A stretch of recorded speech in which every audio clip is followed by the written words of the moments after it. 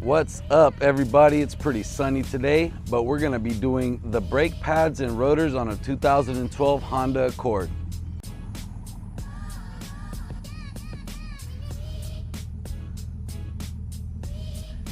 Okay, number one, just go ahead and slide a jack on a valid point. There's usually a pinch weld and there's gonna be like an arrow, usually that allows you to see where the strongest point of that frame is. So before you jack it up while the wheels are still on the floor, go ahead and grab your breaker bar or your T-handle and break free all the lug nuts necessary. This is what it's gonna look like once you pop the wheel off. So in order to get the rotor off, one, we're gonna have to, I have a technique that I use for this that I'm gonna show you, these screws. And then obviously we're gonna flip up the caliper, which is one of the first things we'll do, and we're gonna be removing this caliper bracket, and that'll allow us to pull the rotor off. So let's get right to it. So what I'm using is one of these screwdrivers that has like pretty much the metal going straight through it, and you just put it on the screw, and while you're tapping on it, don't smash on it, but while you're tapping on it, put pressure and it's going to just come free. I mean, if you're lucky, right? Because of course some of these are really frozen, but this method hasn't failed me.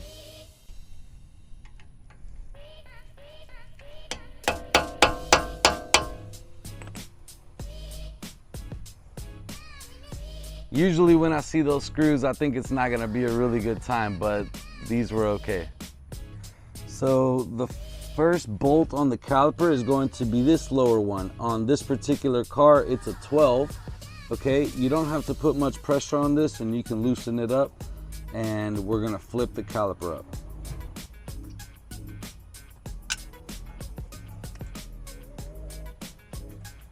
Now, if you push back on the caliper, on this guide pin, you can actually release the caliper right there. Now you have access to your brake pads.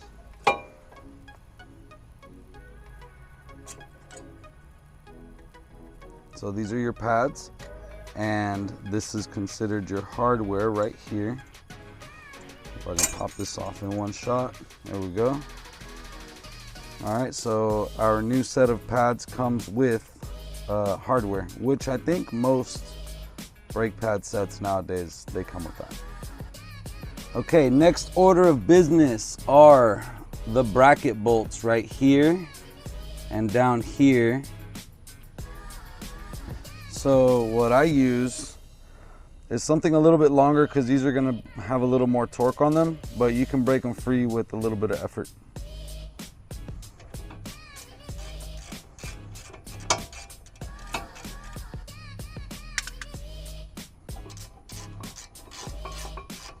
All right, so once that second bolt comes out, the caliper bracket comes out.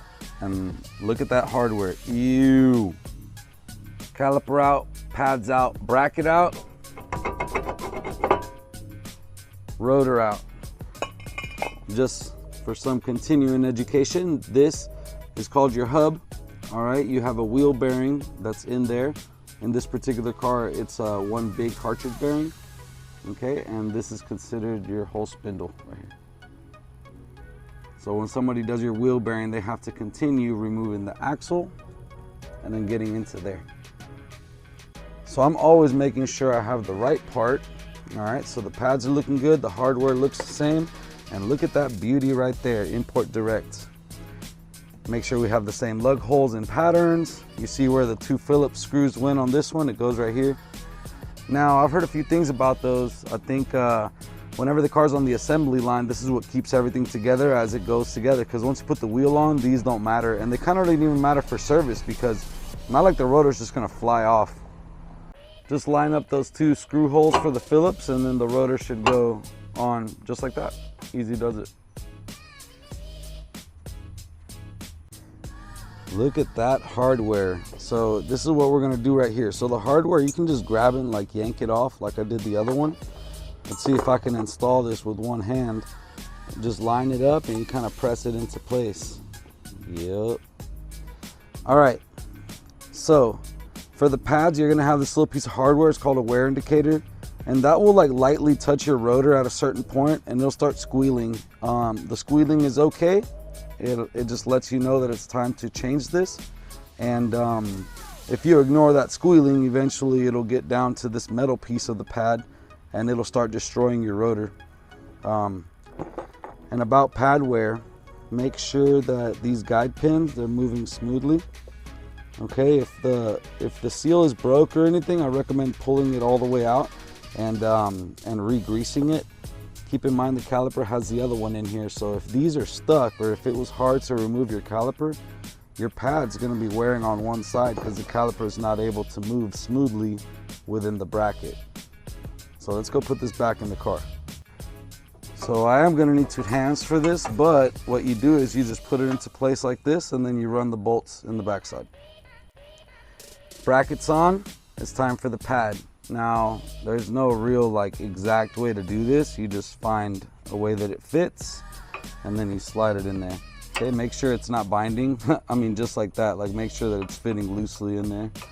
All right, and the hardware has to be clean and nice because as you can see, that's where the pad slides in and out when it puts pressure on the rotor to stop and when it releases. Let's blindly slide this inner one in there.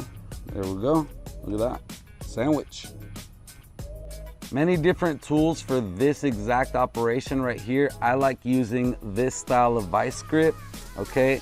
Love me or hate me, let me show you how I use them, and I've been using them forever. I'm becoming the one-handed man. See, so I slide it in there like that, okay? And then I just squeeze. As I'm squeezing, the piston goes in.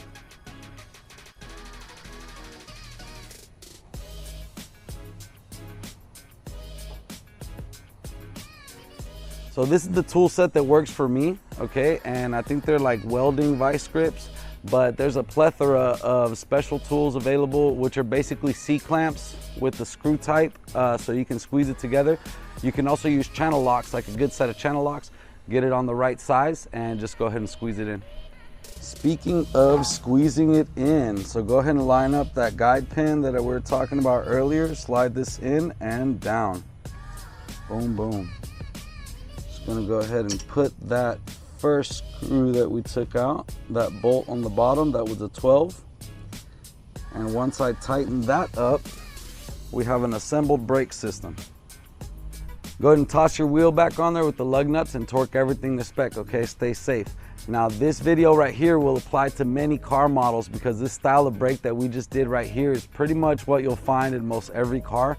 Now, you might find that some cars have multiple pistons, in which I would use multiple of that tool I used, or you can put an old brake pad in there with a C channel and tighten everything up and push those pistons in.